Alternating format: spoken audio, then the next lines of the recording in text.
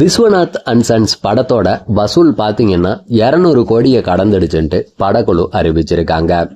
இயக்குனர் வெங்கி அட்லூரியோட இயக்கத்துல நடிகர் சூர்யா நடிச்ச விஸ்வநாத் அண்ட் சன்ஸ் படம் பாத்தீங்கன்னா கடந்த வெள்ளிக்கிழமை, அதாவது ஆகஸ்ட் 14 திரையரங்குகள்ல ரிலீஸ் ஆச்சு. நடிகர் சூர்யாவுடைய கருப்பு திரைப்படம் மிகப்பெரிய வெற்றி அடைஞ்சதை தொடர்ந்து இந்த படம் மிகப்பெரிய இதுக்கான எதிர்பார்ப்பு எப்படி இருந்துச்சோ அந்த எதிர்பார்ப்பை பூர்த்தி. இந்த படம் ரிலீஸ் ஆகி 4 நாட்கள்ல உலக அளவுல 150 கோடிக்கும் மேல வசூல் பண்ணிடுச்சுட்டு தயாரிப்பு நிறுவனம் சமீபத்துல அறிவிச்சிருந்தாங்க. இந்நிலையில படம் ரிலீஸ் ஆன நாள்ல இருந்து இப்ப வரைக்கும் 200 கோடிக்கும் மேல வசூல் பண்ணிடுச்சுட்டு படக்குழு அறிவிச்சிருக்காங்க. வர்ற நாட்கள்ல இந்த படத்தோட வசூல் மேலும் அதிகரிக்க வாய்ப்பு இருக்கு.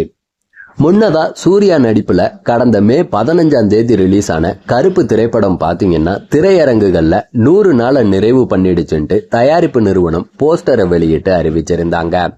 இது பத்தி நடிகர் சூர்யாவும் சமூக வலைதளத்துல ஒரு பதிவை போட்டிருந்தாரு.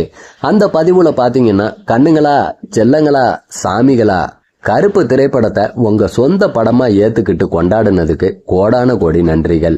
இந்த மாபெரும் வெற்றி உங்க ஒவ்வொருத்தருக்கும் சொந்தமானதுன்ட்டு குறிப்பிட்டிருந்தாரு.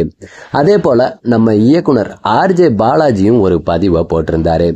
அதுல ஒரு தேவதை கதை பயணத்தோட 100 நாட்கள் நிறைவடைஞ்சிருக்கு. வெவ்வேறு நம்பிக்கைகள், வெவ்வேறு கலாச்சாரங்கள், வெவ்வேறு தலைமுறைகள். ஆனாலும் கருப்பு திரைப்படம் உலகம் ஃபுல்லா இருக்க மக்களோட இதயங்கள்ல ஆழமா பதிஞ்சு வாழுது. இது ஒரு தலைமுறை பிளாக் பஸ்டர். நன்றி இறைவா, நன்றி மக்களே. இதை விட சிறந்த வரவேற்பும் அங்கீகாரத்தையும் கேட்க முடியாது. கருப்பா என் கூட வான்ட்டு RJ பாலாஜி குறிப்பிட்டிருக்காரு.